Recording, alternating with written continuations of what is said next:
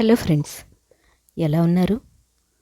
జీవితంలో అత్యంత విలువైన ప్రదేశం ఏమిటో తెలుసా? ఎదుటివారి హృదయంలో మనం సంపాదించుకునే చోటు.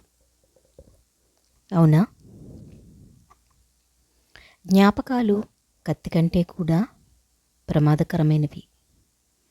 కత్తి మనిషిని ఒక్కసారి చంపుతుంది, కానీ జ్ఞాపకాలు మాత్రం ప్రతి క్షణం పొడిచి పొడిచి చంపుతూనే ఉంటాయి. అందనంత వరకు అన్నీ అందంగానే ఉంటాయి. అందిన తర్వాత అందమైనవి కూడా అలుసైపోతాయి. అది మనిషి అయినా లేక వస్తువైనా. అనుక్షణం ద్వేషించుకుంటూ కలుషితమైన మనుషుల మధ్య ఇష్టం లేకుండా జీవించడం కంటే నిన్ను నువ్వు ప్రేమించుకుంటూ ఒంటరిగా జీవించడం ఎంతో మేలు. జీవితంలో కాస్తంతైనా మనశ్శాంతి దొరుకుతుంది. కొందరు వ్యక్తులు తాము చేసిన తప్పులను ఆస్తిపత్రాల్లా భద్రంగా తాళం వేసి దాచిపెట్టుకుంటారు. కానీ ఇతరులు చేసిన తప్పులను ప్రచార పత్రాల్లా వీధుల్లో ప్రచారం చేస్తూ ఉంటారు. విచిత్రం కదా? నిన్నటి రోజు బాగాలేకపోయినా, నేడు పర్వాలేదన్నా, రేపు బాగుండాలన్నా అది మనం చేసే పనులపైనే ఆధారపడి ఉంటుంది. కొన్ని భయాలు, అలాగే బాధలు చెప్పుకోలేం, అలా అని తప్పుకోలేము. జీవితాంతం భరించాల్సిందే. తనను తాను తెలుసుకున్నవాడికి భగవంతుడు ఎవరో తెలుపవలసిన అవసరం లేదు. గొప్ప గొప్ప స్థాయికి చేరుకున్న వారందరూ అక్షరానికి తలవంచిన వారే. భూమిపై దానికంటే గొప్పది మరేదీ లేదు. మంచితనం అంటే వృక్షాలే కదా. ఎందుకంటే ఎన్ని దెబ్బలు కొట్టినా కూడా అది మంచి ఫలాలనే ఇస్తుంది. అంతేకాని మంచివాడికి తీయటి ఫలాలను, చెడ్డవాడికి చేదు ఫలాలను ఇవ్వదు కదా. ముందు నిన్ను నువ్వు అనుసరించుకో, ఆ తరువాత ఈ ప్రపంచమే నిన్ను అనుసరిస్తుంది. మనం ఎలా ఉన్నామో ఈ సమాజం చెప్తూ ఉంటుంది, కానీ మనం ఎలా ఉండాలో ఒక్క ఏకాంతం మాత్రమే చెప్తుంది. మీతో మీరు మాట్లాడుకోండి. ముందు మీకు మీరు సరైన సమయం ఇచ్చుకోండి.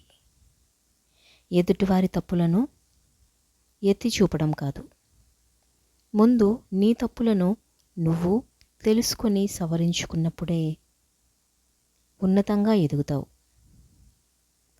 ఒక్క అబద్ధం వల్ల కోల్పోయిన నమ్మకం 1000 నిజాలు చెప్పినా రాదు. గుర్తుంచుకోండి, మనం నీతిగా సంపాదించే డబ్బు కంటే అవినీతిగా సంపాదించే డబ్బు కోసమే మానసికంగా ఎక్కువగా కష్టపడాల్సి వస్తుంది. నేర్చుకోవడం, అలాగే ఓర్చుకోవడం, ఈ రెండు కూడా మీ అలవాట్లయితే మిమ్మల్ని ఆపేవారే ఉండరు. దొరకదని అని తెలిసి కూడా వెతకడం, అలాగే ఇష్టం లేని చోట బ్రతకడం, ఈ రెండూ కష్టమే. ఆకలి గొప్పదా లేక ఆలోచన గొప్పదా అంటే ఆకలిని పారద్రోలే ఆలోచన గొప్పది. నచ్చిన క్షణాలు జీవితంలో చాలా వస్తూ ఉంటాయి. మోసపోయామనో, అలాగే కోల్పోయామనో మధ్యలో వదిలేయకూడదు. తోటి ప్రణాయకుడు నచ్చకుంటే వాహనం నుండి దూకేస్తామా? అలాగే గొడుగు రంగు నచ్చుకుంటే వర్షంలో తడుస్తూ వెళ్తామా? ఏదైనా సరే గమ్యం చేరుకోవాల్సిందే. మన ప్రయాణమే మన కథ. మధ్యలో వచ్చేవన్నీ ప్రకటనలు మాత్రమే. గుర్తుంచుకోండి, జీవితం అనేది ఎప్పుడు కూడా సునాయాసంగా సాగిపోదు. అప్పుడప్పుడు సమస్యలు అలాగే అడ్డంకులు వస్తూ ఉంటాయి. అలాగని సమస్యలే ముగింపు కాదు, సమస్యల నుండే మనకు సమాధానం దొరుకుతుంది. అలాగే అనుభవం కూడా, ఆ తరువాత గొప్ప జీవితం కూడా సమస్యల నుండే లభిస్తుంది. మనిషి తనలో ఉన్న శక్తి సామర్థ్యాలను స్వయంగా తనకు తానే తెలుసుకోవాలి.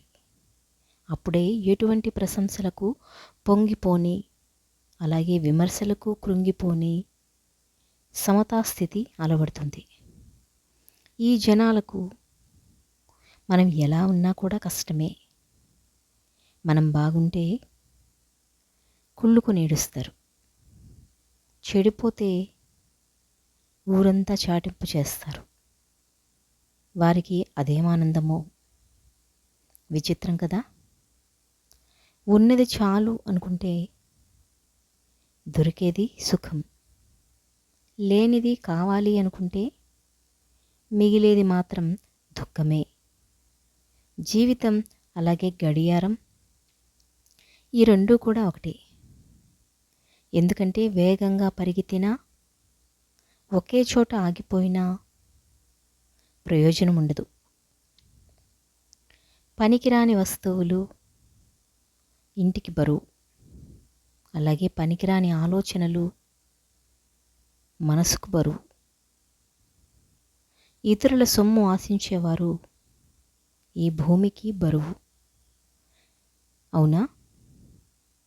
ప్రతి అవకాశంలో నిరాశావాది కష్టాన్ని చూడగలిగితే, ప్రతి కష్టంలోనూ ఆశావాది ఒక అవకాశాన్ని చూస్తాడు.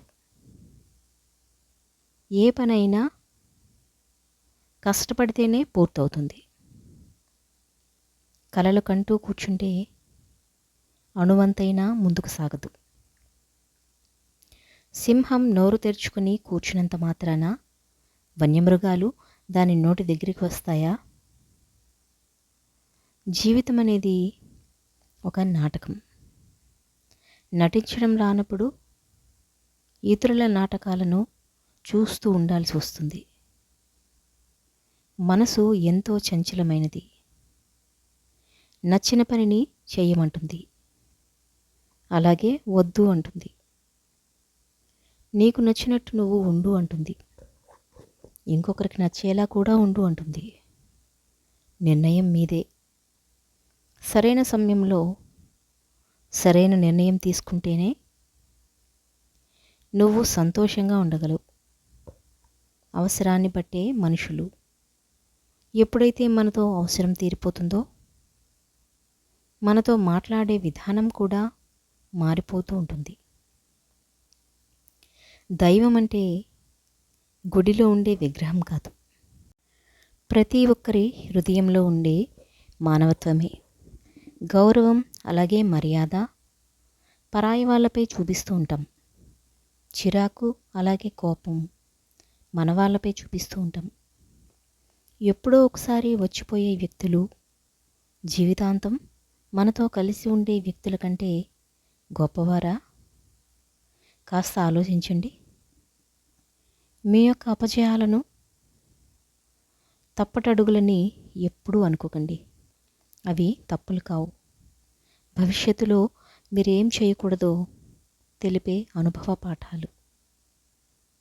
తమకు కష్టాలు వస్తే మంచివారికే కష్టాలు వస్తూ ఉంటాయి అని అంటూ ఉంటారు.